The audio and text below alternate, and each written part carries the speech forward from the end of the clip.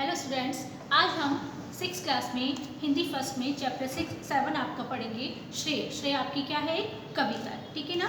तो सबसे पहले पेज नंबर 64 पे आइए, कवि परिचय, ठीक है ना। देखिए, आपको कवि परिचय में दिया हुआ है, आज्ञे का जन्म 7 मार्च 1911 को उत्तर प्रदेश के देवरिया जिले के कुशीनगर नामक स्थान पर हुआ था। आज्ञे का पूरा नाम सच्चिदानंद हीरानंद वात्स्यायन आज्ञे है।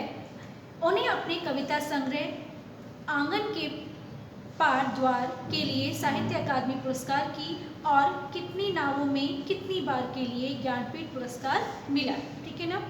महावृक्ष के नीचे हरी घास पर क्षण भर आदि इनके प्रसिद्ध काव्य संग्रह तथा जयदोल इनका प्रसिद्ध कहानी संग्रह है। अपने अपने अजनबी, शेखर, एक जीवनी, नदी के द्वीप आदि इनकी प्रमुख उपन्यास हैं। 4 अप्रैल 1987 को इनका क्या हो गया था? निधन हो गया था, ठीक है ना। अब पेज नंबर 63 पे आइए, सबसे ऊपर आपको पाठ आपको दिया है 7, जिसका नाम है श्रेय। ये आपकी कविता है। आपको पाठ के बारे में क्या बताया गया है? देखिए, कभी कभी हम कोई काम नहीं करते, इसके बावजूद उसका श्रेय हमें मिल जाता है, ठीक है ना।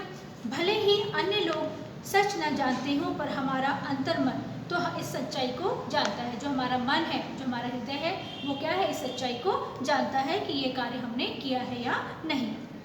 हमारा मन किसी और का श्रेय स्वयं लेने के बोझ को संभाल नहीं पाता और हम सभी को बता देते हैं कि यह काम हमने नहीं, किसी और ने किया है, ठीक है ना।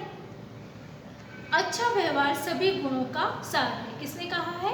अरस्तु ने। किसके विचार हैं? अरस्तु के। तो देखिए, अब आपकी कविता शुरू होती है। कहा किसी ने, पेड़ तुम इतने बड़े हो, इतने कड़े हो, न जाने कितने बरसों से आंधी पानी में सीधे खड़े हो, और हाँ, सिर उठाए ऊंचा किए अपनी जगह पर क्या हो? अड़े हो।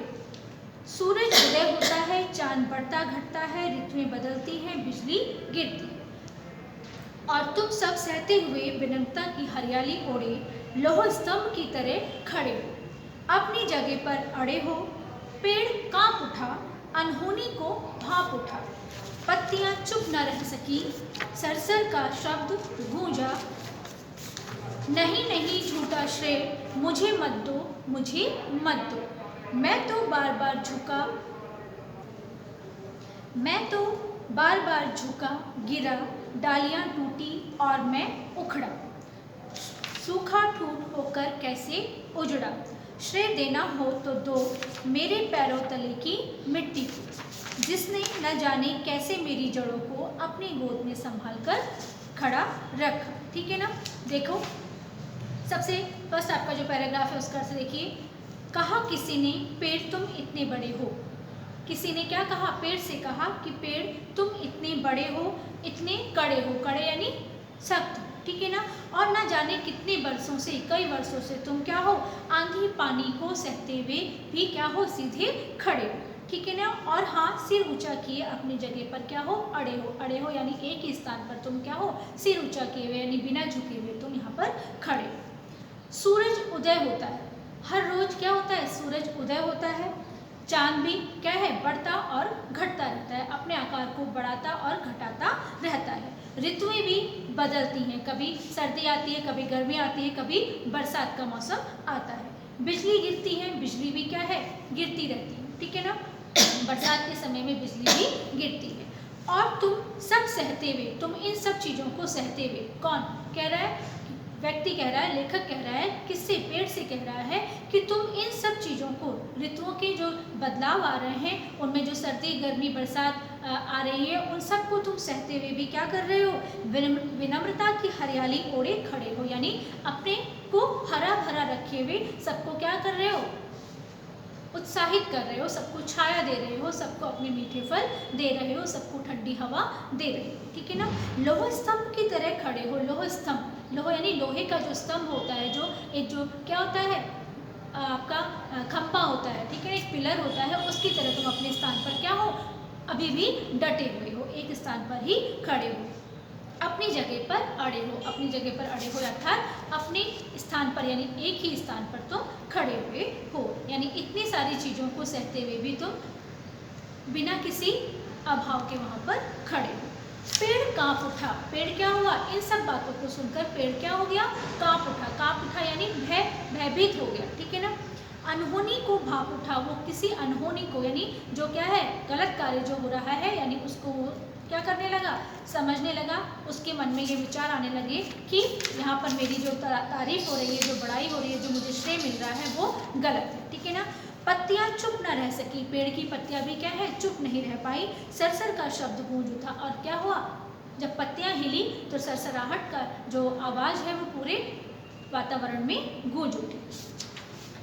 पेज नंबर 64 पे देखिए, नहीं नहीं झूठा श्रेय मुझे मत दो, मुझे मत दो। किसने कहा, पेड़ ने कहा कि नहीं नहीं ऐसा झूठा श्रेय, श्रेय यानी जो ये आप मुझे इसकी जो उपाधि दे रहे हो, जो श्रेय दे रहे हो, जो मेरा आप क्या कर रहे हो, सम्मान कर रहे हो, ये मुझे मत दो, मैं इसके लायक नहीं हूँ। मैं तो बार बार झुका गिरा, डालियाँ टूटी और मैं उखड़ा। मैं तो क्या हूँ, मौसम के बदलने के साथ साथ क्या हुआ हूँ, बार बार झुका हूँ, गिरा हूँ, और जो मेरी डालियाँ हैं वो भी टूटी, ठीक है ना। सूखा ठूठ होकर कैसे उजड़ा, मैं क्या हूँ, कभी कभी क्या हो गया हूँ, बिल्कुल एक किसके समान, एक लकड़ी के समान ही रह गया हूँ, यानी मुझ में क्या नहीं था, ना पत्तियाँ थी ना शाखाएँ थी, और मैं क्या था, बिना पत्तियों के बिना शाखाओं के भी खड़ा रहा हूँ, ठीक है ना। श्रेय देना हो तो दो मेरे पैरों तले की मिट्टी को, अगर आपको श्रेय देना ही है, ठीक है ना, तो आप क्या करो, जो मेरी जड़ों के नीचे, जो मेरे पैरों के नीचे जो मिट्टी है आप उसको श्रेय दो, ठीक है ना, उसका क्या करो, आप सम्मान करो, ठीक है ना, उसको आप उसकी आप तारीफ करो कि उसने क्या किया है, मेरी जड़ों को अपने में समेट कर रखा है, ताकि मैं क्या हूँ, एक स्थान पर खड़ा रह सकूँ, ठीक है ना। जिसने न जाने कैसी मेरी जड़ों को अपनी गोद में संभाल कर रखा है, उसने क्या किया है, मिट्टी में मेरी जड़ें जो मिट्टी के अंदर फैल रही हैं उनको जकड़ कर रखा है, ताकि मैं क्या कर सकूं, एक स्थान पर खड़ा रह सकूं, ठीक है ना, और हरा भरा रह सकूं। यानी मिट्टी से ही मुझे क्या मिल रहा है, मेरा जो क्या हो रहा है, स्तंभ है, जो मेरा जो एक स्थान है वो क्या हो पाया है, निश्चित हो पाया है। मिट्टी ने मेरी जड़ों को इस तरह से जकड़ा है कि मैं यहाँ पर वर्षों से खड़ा, यानी मैं अपना श्रेय अपने लिए नहीं बल्कि मिट्टी के लिए लेना चाहता हूँ, जिसने मेरे जीवन को बचाकर रखा है। तो यहाँ पर लेखक क्या कर रहा है, पेड़ की तारीफ कर रहा है, लेकिन पेड़ क्या है, अपना श्रेय अपने लिए नहीं लेना चाहता है, बल्कि उस मिट्टी को देना चाहता है जो उसकी रात दिन सुबह शाम क्या कर रहा है, रखवाली कर रहा है, उसको क्या दे रहा है, खाद्य पदार्थ दे रहा है, जिससे पेड़ पनप रहा है और बड़ा हो रहा है और हरा भरा होकर चारों तरफ हरियाली फैल रहा है, ठीक है ना। तो बच्चों आपको ये कविता समझ में आई होगी, इसका PDF आपको भेज दिया जाएगा, जिसका वर्क आपको हिंदी फर्स्ट की नोटबुक में करना है। Thank you.